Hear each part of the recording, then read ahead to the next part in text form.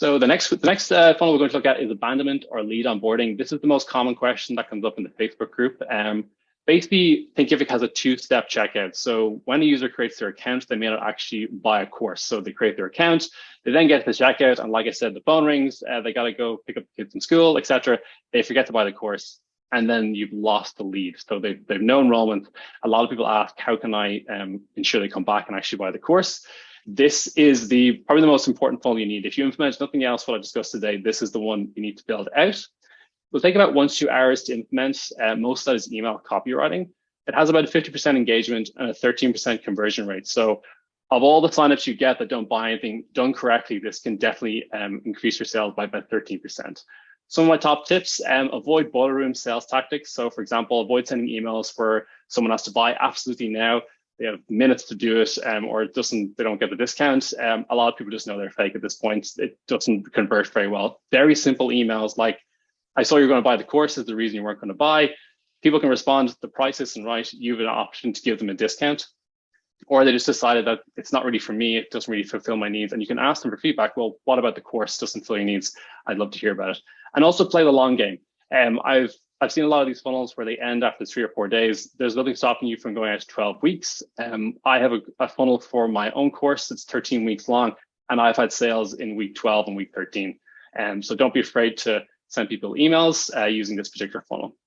So let's go ahead and set this up. So coming back to Zapier, what we're going to do is create a brand new Zap. And this Zap is going to be triggered by when the user is signed up in Thinkific. So let's go ahead and hit create. And we'll look for Thinkific. And the event here we're looking for is new user. So this is when a new user's account is created. This causes a lot of confusion. A new user is not the same as a new enrollment. Enrollment when someone has actually purchased your course. And you can see here, you can actually differentiate by full enrollment, preview. We won't get into that. All we're looking for is when a new user is created. We'll say continue. And once again, I've just connected my Thinkific account a little bit earlier.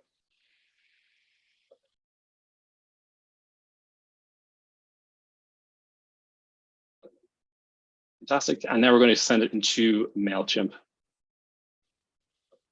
So we're going to, again, add or update the subscriber. Remember, not every time a user comes in through one of these apps, they may be a brand new user, and they may already on your mailing list. So for example, they may have signed up for your newsletter and now they're buying their course. So it's very important to include the add or update subscriber event.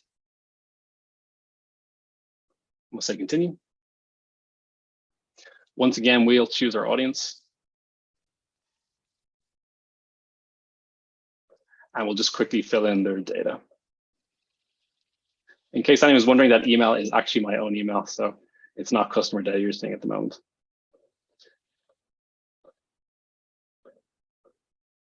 Now, this is where the magic happens. We're going to now choose a tag, and this tag is going to be called the new user tag.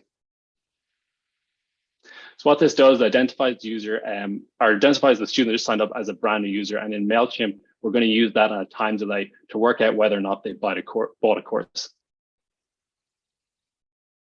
Okay, so that looks really good now.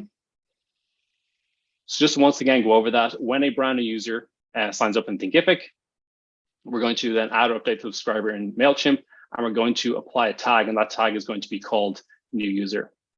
So coming over to MailChimp, let's go ahead and create a new customer journey.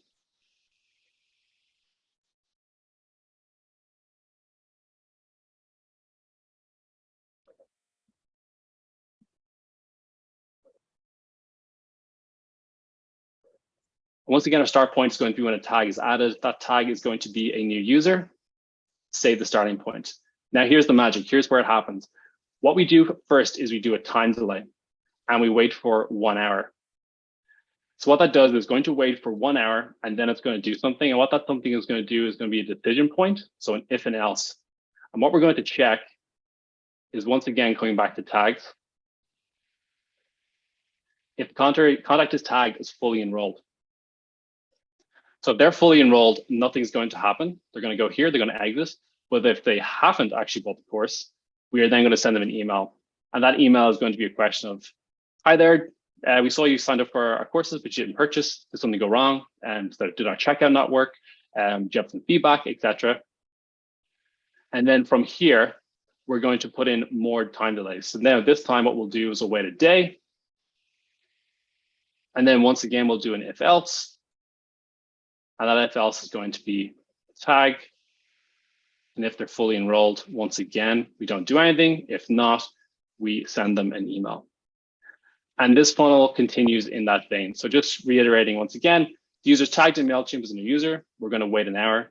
Then we'll do an if else. So if they are tagged as fully enrolled, they'll exit this particular funnel journey. If not, we'll send them an email, just ask them how the checkout experience was. We'll then wait and we'll continue. And this is where you can add as long as you wish. A little bit dependent on industry. I recommend anywhere up to about 6 weeks, getting longer each time.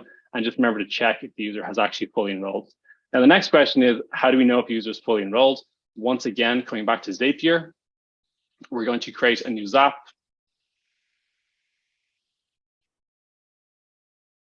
And that Zap is going to tag the contact as fully enrolled. So once again, we'll use Thinkific as our trigger. And the event is going to be when a new full enrollment. So the difference between a free preview and a full enrollment is generally a paid enrollment. So someone's paid for your courses. A free preview, generally someone hasn't paid. You can use either or if you wish. I tend to use the full enrollment because I use a lot of free previews in my particular courses. I think they work really, really well. Once again, we'll choose Thinkific as the account. We can then choose the courses. So on my particular instance, I'm going to choose all of them. So the accounting course and the corporate onboarding course. So when any student buys either of those courses, it's going to trigger this up.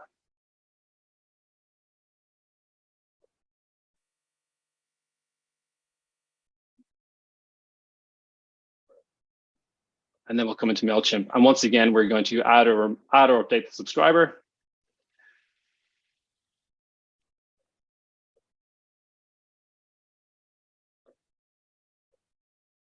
And this is where we're going to add in the tag that they're fully enrolled. So again, very similar. I would fully suggest jumping into Zapier and just playing around with this. These things don't start to work until you actually publish them and set them live. So therefore, it's a great place to go and just learn, see how it all works. And once again, we'll use their name and email, our name from Thinkific. And the tag is going to be fully enrolled. So bringing that all together, I'm going to use MailChimp to just reiterate it again. Starting from the top, when a user is tagged as a new user, there's going to be a 1 hour delay. Then we'll check if they have a tag that's been applied by Zapier, whether they're fully enrolled. If they have been fully enrolled, they're going to exit this particular funnel because there's no need to contact them any further. If they have not been fully enrolled, so if this condition is no, we're going to send them an email, just follow up, ask them how things are going, how was the checkout experience, etc. We'll then wait a day. We'll check again if they've been fully enrolled. If not, we'll send them an email and we'll continue on like that for upwards of 6 to 12 weeks, depending on your industry. The tedious part of this particular funnel is writing all the emails, but don't be afraid to reuse, or if you can't find an email that works, be sure to use it. I'm just going to very quickly look at chat. Gabby, was there any pressing questions on that particular section? That was quite lengthy, so I wasn't really able to keep a good eye.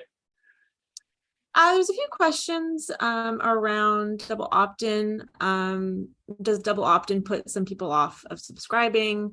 That was a common one. And we also had some questions around different types of systems, but maybe we can go into that after. Sure, okay. No problem. I'll keep moving. Just to say to the group, I know I'm moving very, very quickly. I had a bit of a time constraint to get these all done. There's a lot of information here. I usually take about 90 minutes to do this. If there's any questions at all, please feel free to reach out to me. I'm Moon Ninja. I will more than happily make you a personalized Loom to go through this. So don't worry about taking notes. The replay will be here. I'll have it on my YouTube channel. And also, I'm more than happy to help you myself. Okay, so just moving on.